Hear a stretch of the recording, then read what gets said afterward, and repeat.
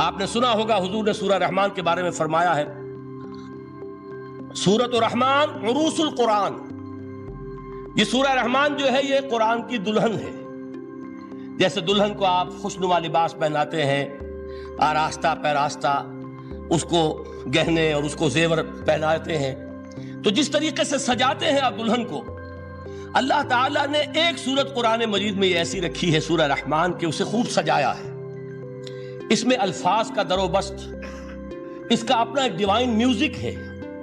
وہ تو اللہ تعالیٰ قراء جو ہے، خاص طور پر مصر کے قراء، اللہ تعالیٰ ان پر رحمت نازل فرمائے، ان کی خطاؤں سے درگزر کرے۔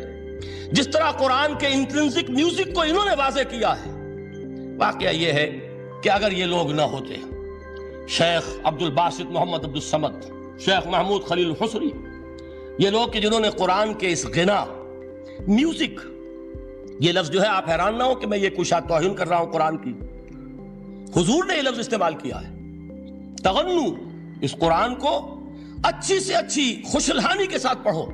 من لم یتغن بالقرآن فلیس منا، جو قرآن کو بہتر سے بہتر انداز میں، اچھی سے اچھی آواز میں، خوشلہانی کے ساتھ پڑھنے کی کوشش نہیں کرتا، وہ ہم میں سے نہیں ہے۔ بلکہ ایک مرتبہ حضور رات کے وقت آپ گشت پر تھے اپنے ساتھیوں کے حالات معلوم کرنے کے لیے۔ حضرت ابو موسیٰ اشعری رضی اللہ تعالیٰ عنہ ایک صحابی ہیں، ان کے گھر کے پاس سے گزر ہوا، وہ رات کو تہجد پڑھ رہے تھے، کھڑے ہوئے کیف کے عالم میں قرآن تلاوت کر رہے ہیں۔ حضور کو بہت پسند آئی ان کی قرات، کافی دیر تک وہاں کھڑے سنتے رہے۔ اب انہیں کیا پتا کون سن رہا ہے، بالکل اسی طرح سمجھ لیجئے ایک بات یاد آئی ہے، حضور فرماتے ہیں کہ جس طرح کان لگا کر اللہ قرآن کو سنتا ہے، کسی چیز کو نہیں سنتا۔ ہمیں نظر نہیں آتا نا، ہمیں معلوم نہیں ہے، ہم قرآن پڑھ رہے ہیں تو سننے والا کون ہے؟ سب سے زیادہ کان لگا کر خود اللہ۔ یہاں اس لیے مجھے یاد آیا کہ ابو موسیٰ اشعری کو کیا پتا تھا کہ کون سن رہا ہے؟ وہ اپنی کیفیت میں نماز میں تہجد میں قرآن کی تلاوت کر رہے تھے، اور ظاہر بات ہے ان کے گھر ایکڑوں میں بنے ہوئے نہیں تھے، ایک ایک کمرہ، ایک ایک کوئی حجرہ، ایسے ہی تو گھر تھے نا صحابہ کے، لہذا حضور پاس سے گزرے، آواز آئی، کافی دیر سنتے رہے۔ اس کے بعد آپ تشریف لے گئے، صبح فجر میں ملاقات ہوئی تو حضور نے تحسین کے انداز میں فرمایا، یا ابا موسیٰ انک قد اوتیت مزمارا من مزامیر آل داؤد، اے ابو موسیٰ تمہیں تو آل داؤد کے سازوں میں سے ایک ساز اللہ نے عطا فرما دیا ہے۔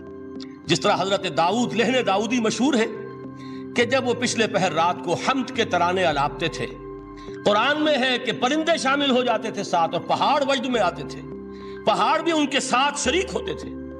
تو جس طرح کا اللہ نے ان کو لہن عطا فرمایا تھا، حضور نے تحسین کے انداز میں فرمایا ہے ابو موسیٰ اشعری، اللہ نے تمہیں بھی آل داؤد کے سازوں میں سے ایک ساز عطا فرمایا۔ بہرحال قرآن مجید کا جو یہ میوزک ہے، قرآن کے الفاظ کا جو حسن ہے، جہاں تک حسن معنوی ہے وہ تو ہر لفظ میں ہے، لیکن یہ حسن ظاہری، حسن صوتی، حسن لفظی، یہ اپنے کلائمیکس پر آپ کو نظر آئے گا سورہ رحمان میں۔ لیکن قرآن میں یہ سورت اس اعتبار سے بھی ممتاز ہے، اس کی 4 آیات پر ذرا توجہ کریں گے، عجیب حقائق سامنے آئیں گے۔ جہاں یہ قرآن مجید کے حسن صوت اور حسن لفظی کی معراج ہے، وہیں اس کی پہلی 4 آیات میں 4 چوٹی کی چیزوں کا ذکر ہے، سب سے اونچی چیزیں۔ پہلی آیت کیا ہے؟ الرحمن، ایک آیت ہو گئی۔ رحمان کیا ہے؟ اللہ کا نام ہے۔ کبھی آپ نے غور کیا اللہ کے ناموں میں سب سے پیارا نام کون سا ہوگا؟ رحمان۔ کیوں؟ اس کا مادہ کیا ہے؟ رحمت۔ ہمیں سب سے بڑھ کر جس چیز کی ضرورت ہے وہ کیا ہے؟ رحمت خدا بندی۔ نام اچھی طرح سن لیجئے اس حضور کی قول کو۔ حضور فرماتے کوئی شخص جنت میں مجرد اپنے عمل کی بنیاد پر داخل نہیں ہو سکے گا جب تک کہ رحمت خدا بندی دستگیری نہ کرے۔ کسی صحابی نے بڑی ہمت اور جرأت کا ثبوت دیا کہ پوچھ لیا، کیا حضور آپ بھی؟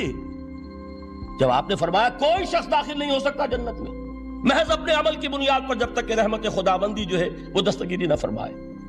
پوچھا گیا کیا آپ بھی؟ آپ نے فرمایا ہاں میں بھی۔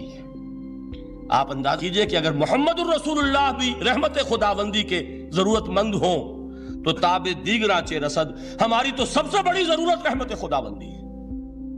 اب یہ رحمت جو ہے قرآن مجید میں اللہ تعالیٰ کی یہ شان 2 الفاظ کے ذریعے سے آتی ہے، رحیم اور رحمان، اور کوئی مادہ نہیں ہے جس سے 2 نام بنتے ہوں اللہ کے۔